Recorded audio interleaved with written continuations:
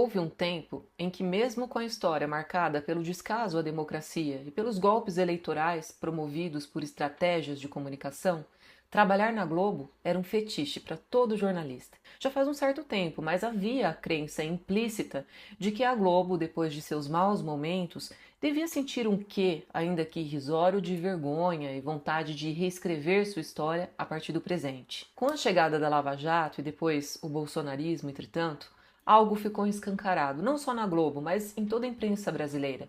Se tivesse que se calar, se omitir para impedir que um presidente da esquerda chegasse novamente ao poder, a imprensa faria isso, mesmo que seu adversário fosse um fascista. Dito e feito, e nem 700 mil mortos foram capazes de fazer a imprensa sentir o peso da parcela de culpa que tiveram por esse desastre. Até hoje não entenderam que não era e não é sobre esquerda e direita, mas sobre vida e morte, democracia e ditadura, soberania e entreguismo. Aos poucos, fomos assistindo personagens que se colocam como grandes pensadores da escrita brasileira crescerem e florescerem no jornalismo, com ar arrogante e ódio ininteligível ao PT. Os motivos são desconhecidos até hoje, mas essas figuras povoam as redações, cheias de títulos um tanto inexplicáveis para a competência que demonstram e sempre dispostas a colocar em Lula a culpa pela chuva que cai lá fora ou pelo sol que arde em pleno inverno.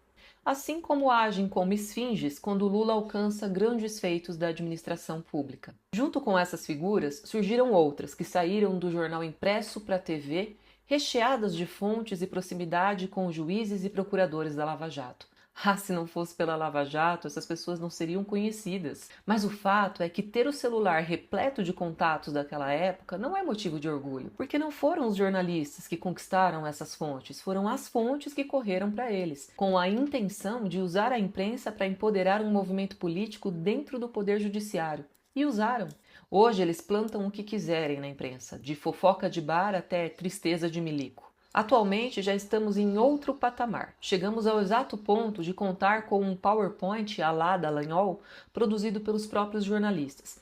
Talvez tenham feito o curso com o ex-procurador, se é que é necessário cursar mentira, desonestidade, antijornalismo. Foi vexatório, com manifestações importantes de jornalistas profissionais antigos, gente que não se rebaixaria repercutindo esse tipo de artimanha. Gerou crise, demissões, remodelagem. E quando a gente pensa que o fundo do poço já tinha sido alcançado e então alguém chamaria a imprensa à luz, surge algo ainda mais degradante. Uma fonte do autoritarismo, diretamente dos Estados Unidos, a terra onde o ódio, a violência, a repressão e o totalitarismo são pequenos detalhes do dia a dia. Uma fonte de informação nada fidedigna, normalizadora do absurdo e abertamente partidária, processada criminalmente pela justiça brasileira, inclusive, e nada discreto quando o assunto é bolsonarismo. Bem, se a imprensa hegemônica se acostumou a chamar a imprensa alternativa de jornalismo de esquerda, ao menos agora parece que ela assumiu o seu lugar de uma vez, e já podemos chamar seus veículos, sem medo nenhum de ofender,